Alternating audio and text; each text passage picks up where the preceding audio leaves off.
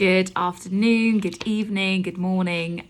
Just a huge hello to wherever and whenever you are listening to this. My name is Ellie McGrath. I'm 23 and I'm from North London. I am a podcaster and mental health advocate. And I'm here today to share my story in the hope that it inspires and resonates and helps particularly any young person, but anyone really who's listening that might be struggling with their mental health or know someone that is. So before I get started, I'd just like to say a huge thank you to Jackie and everyone else at the Julian Campbell Foundation for having me here to speak today. It's incredible that these events, obviously particularly during COVID, are still happening. We know the statistics, we can see how bad mental health is getting, not just here in the UK, but across the world. So it's a real honour and a real privilege to be a part of this and hopefully be inspiring change wherever we can make that happen. So with those done, as I said, my name is Ellie, I'm 23, and I have been battling with my mental health probably from the age of 14. It's expressed itself in different ways over the years. Different triggers, different stressors have been more or less prevalent. But I think not that I can sum up nearly 10 years of life experience, but struggling with low self-esteem, low self-worth, I'd say has probably kind of been the underlying cause for a lot of my mental health problems. It's taken me a long time to be able to talk about them. Obviously it's ironic now that I host a mental health podcast, but it just shows it's almost a reflection of my own progress. Because I'm learning how to be comfortable with having these conversations and even sit here and tell this now. You know, there was a time where I pretended that everything was fine for a very long time, and it was so clear that it wasn't. But I thought if I said it was fine, then that meant it was okay. And I spent a long time hiding a lot of pain, a lot of sadness, a lot of loneliness. And I think it's really important to speak today because hopefully a lot of young people listening might be the age where my issue started. And I can't kind of express enough how dangerous it becomes when you don't deal with stuff when it happens. And obviously there are so many different reasons why that doesn't always happen. I know for me, I think the stigma around mental health was probably the biggest reason why I never opened up. And I think it's lovely now to kind of be at a point where I almost can't shut up and I want to talk and normalise mental health and mental illness as much as possible, because I almost just want to look after little me. So anyone that's listening, I really hope that my story does that for you today. So as I said, I think my issue started around the age of 14. I was in a PE lesson one day and this girl just pointed out the stretch marks on the back of my legs. Now for anyone who doesn't know what a stretch mark is, it's just a little line that kind of appears on your skin when the skin is stretched. So it's very normal to happen during growth spurts, during puberty, women when they're pregnant, often when they're growing a child inside, parts of their body stretches. And mine had been because I put on a bit of weight in a short period of time. Now, I didn't know at the time that stretch marks were a very normal thing to have. But obviously that age, you don't want anything that no one else has, and you definitely don't want it if it comes from weight gain, because I think kind of the idea of being overweight and being fat just carries so many negative connotations. But when you are 14 and you are incredibly impressionable and you just want to fit in, that was a real kind of journey for quite a dark period of time in my life for me. So pretty much overnight my relationship with food changed because I didn't want to have stretch marks. I wanted them to go. I wanted to reverse whatever I had done. So if I had overeaten, now was the time to lose that weight. So I adopted a very restrictive diet, which left me very hungry, which left me very boring, I would say. But I didn't know any better. And it really kind of took over my life. And I think that kind of strive for this ideal, and whatever happened, or whatever was kind of maybe in my brain already, that just triggered something in me, which then kind of spiraled. So I'd say I lost quite a lot of weight in like a couple of months. But I think for anyone who does struggle with their body image, and or food and or exercise, you know, it's never usually the kind of the eating, or the exercising or that body image. It's what's driving that. It's what's underneath. And I think mine was just just insecurity, and not feeling comfortable in my own skin, and just really, really struggling. So that was, so I was 14. And I think from then, 14 is so young to kind of have your relationship with something as vital as food change. And I grew up in a time where bread was labelled as bad. So pretty much I don't feel like I really had much of a childhood where I was carefree and it didn't matter. I was just suddenly kind of programmed to think in this certain way, which really took away a lot of kind of like life for me, I feel. So that was school. And I think when that then branched out into, when I say this kind of strive for an ideal, that then crossed into not just what I looked like, but the grades I got, how I felt about myself, you know, always pushing myself to do the best. But even if I got 90%, I was never satisfied. I beat myself up over the 10% that I didn't get and wonder why. And I think a huge part of my thinking is being this perfectionist, never making mistakes, never asking for help, thinking that made me weak, believing I should know what to do, though I've never done things before, and just making life really hard for myself, like putting all this pressure on myself that no one else was asking me to do. I'd set these really unrealistic, unattainable goals, you know, just an unreachable benchmark, and then I'd get annoyed at myself that I didn't meet this this need that I should have never placed on myself. So that then kind of manifested itself into anxiety by the time I'd reached university, because I found first year, you know, very easy. Academia I feel very comfortable in, but the jump in course load between first and second year was immense, and I found myself out of my depth.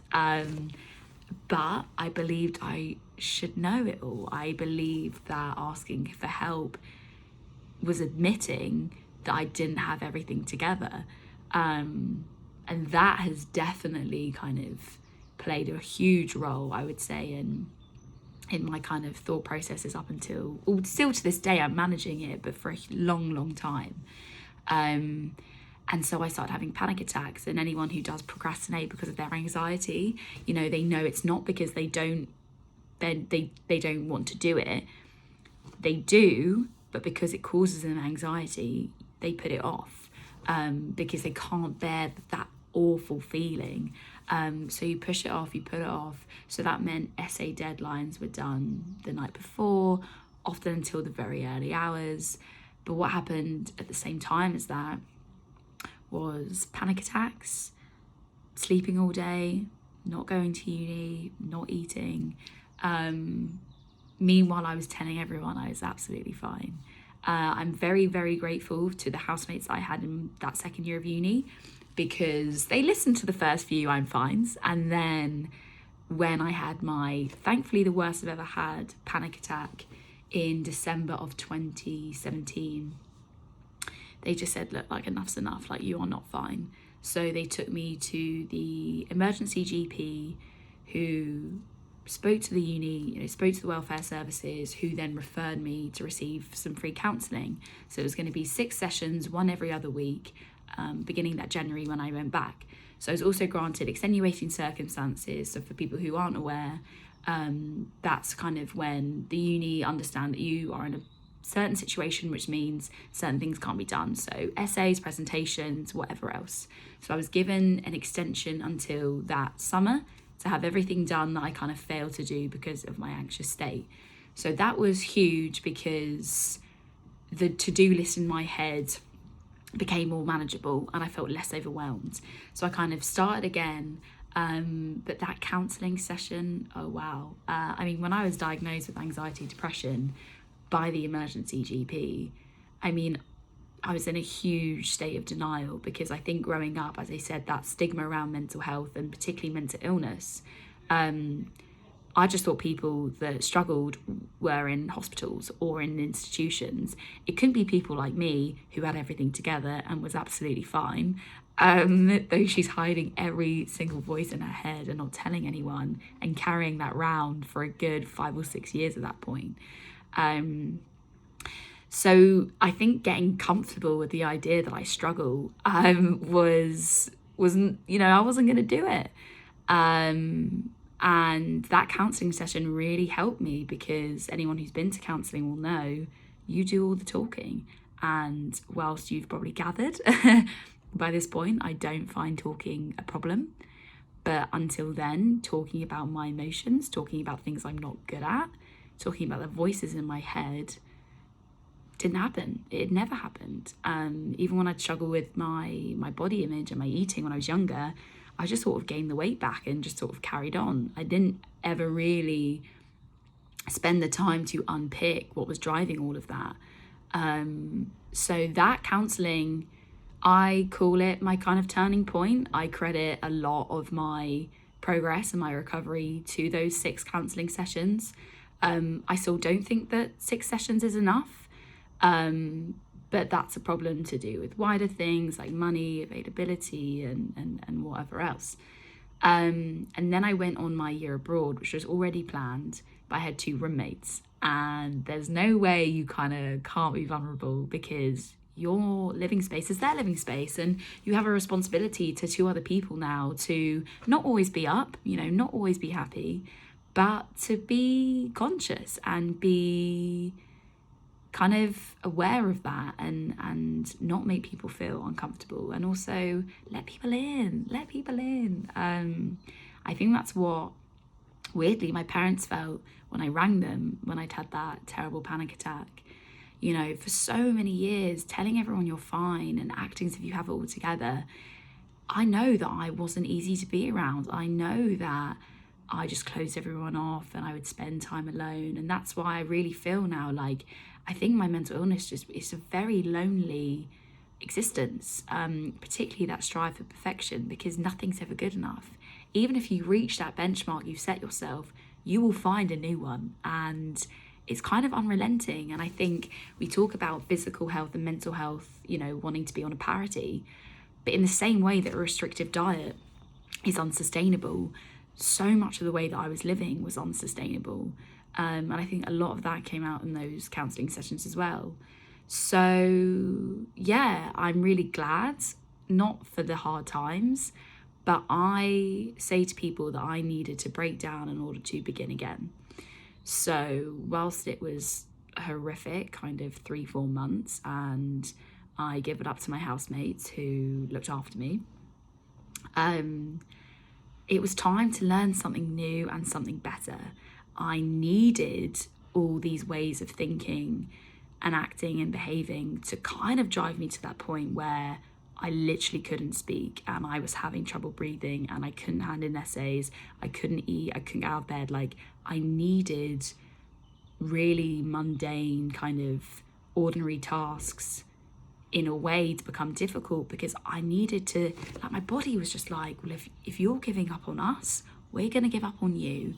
And I don't say that lightly, and I don't mean that like I'm glad it happened, but it was necessary, because I needed to start again, and I needed to see that there were better ways of living that were so contradictory to what I thought in my head was right. I needed to be challenged, and that's life. You shouldn't stay the person that you were at 14. Oh my goodness, no. Like, so much life happens, and you're supposed to make mistakes and learn and grow. And I've learned so much more about myself, and my relationships with myself and everyone around me are so much better now that I'm honest about what I'm good at, what I'm not so good at, what I've been through. than when I was pretending to have it all together. You know, the relationships I have now are so kind of genuine because people are getting to know the real me. They're not getting to know this facade who never struggles, but deep down is very insecure and very sad. And actually the deep down me isn't so sad anymore because I'm being more honest about it. So the kind of gap between the real me and the me I'm putting out to the world is pretty close together now. So there isn't any pretending. And I think what's so great about our podcast is you're creating this safe space where all of those things are discussed and nothing is really off limits. Nothing isn't discussed, and nothing isn't discussed safely and like because people want to, I think is the other amazing thing about it.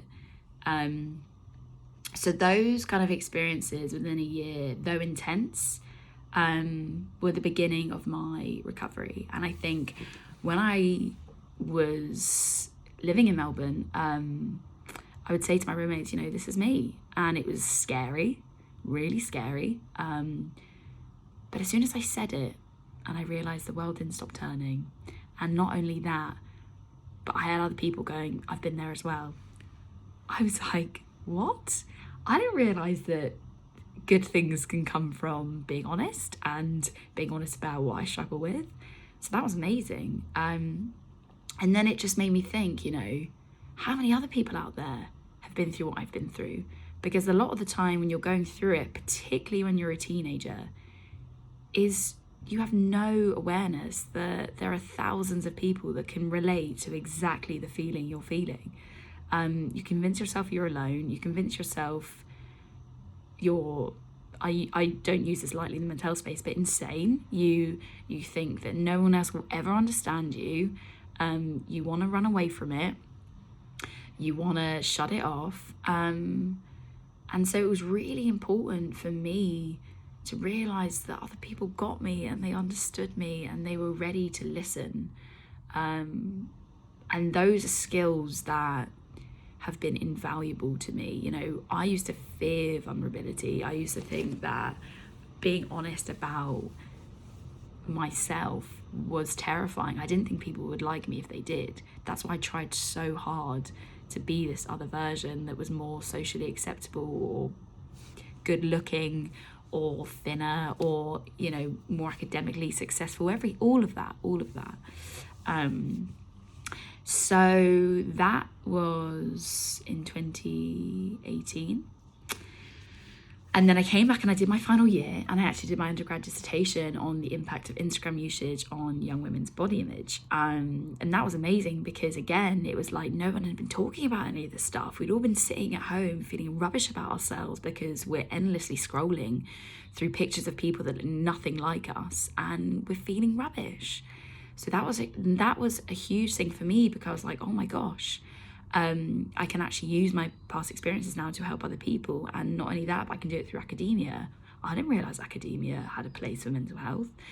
And then that sparked some research, and I found a master's course that I wanted to do back here in London. So I kind of had a plan for, you know, once I graduated, I would move back here and I would do my master's. And it was the best decision I ever made because it validated everything that I was feeling. And I think lived experience is the best way to talk about mental health. Obviously, stats and studies help. But at the end of the day, the best way to communicate a message and to make someone understand it is by telling your story. And that's a huge motivation for me going forward. And it obviously is the basis of a podcast. But not just that, listening to other people, it reaffirms my journey because I listen to them and I think, wow, how have you done that? How have you overcome all of that? And you're so ready to just sit here and tell it. You know, that's infectious. That energy, that vulnerability, you want it. And you want to let people in. And so as much as the podcast is for me about becoming more comfortable with what I struggle with and my past experiences and my trauma, it's also to kind of give the platform to other people who maybe haven't ever spoken before and were in that boat, the same boat as me, and want to change lives by being honest. And I think why it's so important that I've been able to speak to today is because I never saw anyone like me growing up that struggled. Obviously, I know now that there were people just like me who hid it.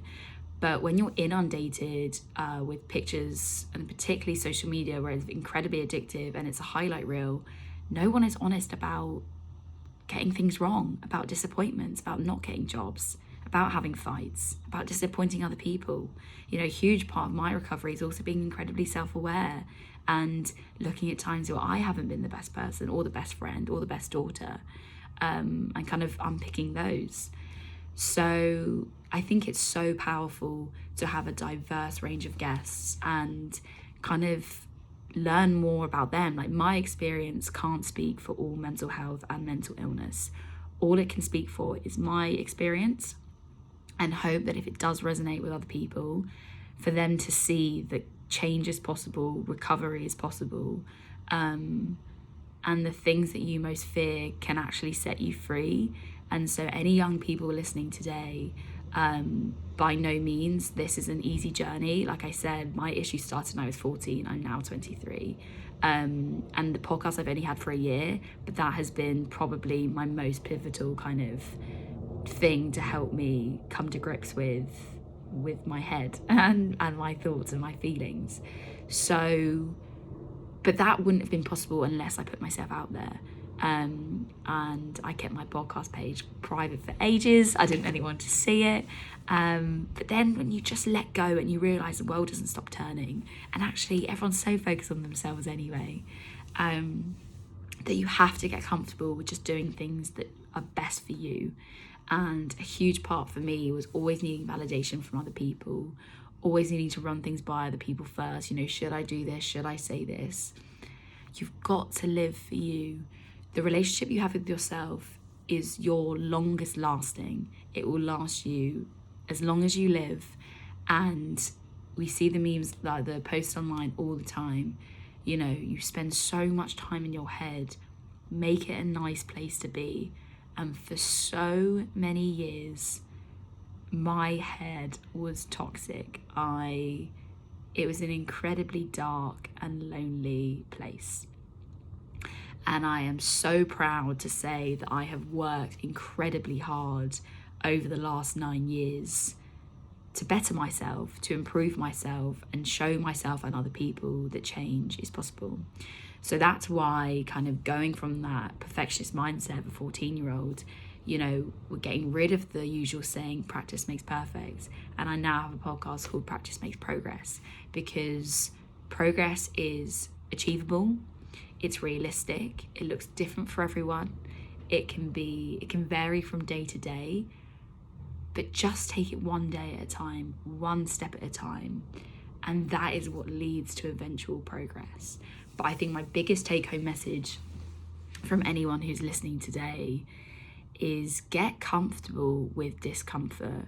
And that isn't to say that you need to be up all the time, but the more comfortable you are with it, the less hold it will have over your life, because the less life-ending and intense and overwhelming and debilitating intrusive thoughts, dark moments, mental illnesses, triggers, stresses will be, because you learn to just ride the wave of life and accept that actually no one knows what they're doing. I will tell you now, no one knows what they are doing.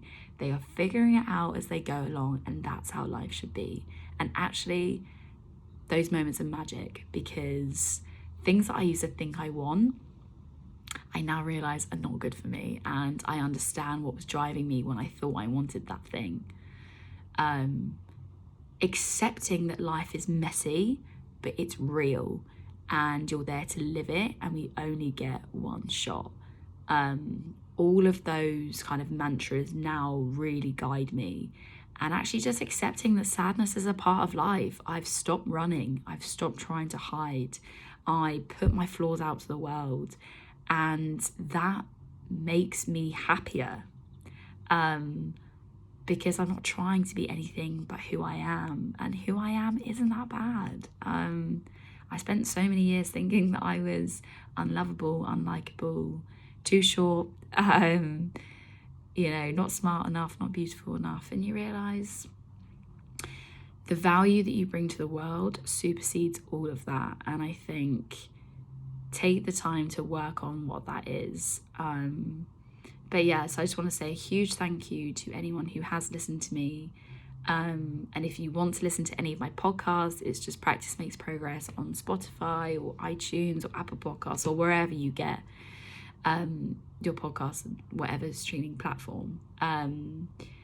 Because obviously this foundation knows, and so many others that I work with and people that I talk to, mental health struggles can kill.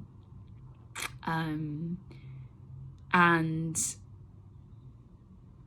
it takes a lot to get up and fight every day, to have the same conversations with yourself every day, to have the same conversations with your friends and your family members and your therapist and your counselors or your journal or whatever techniques you use. It is hard. Don't underestimate the energy that it takes to get up and fight every day.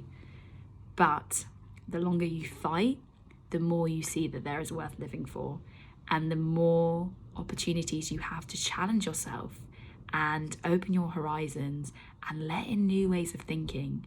You will be amazed by the people you come across, the conversations you have, the things you learn about yourself, the things you learn to love about yourself, and your head becomes a nicer place to be.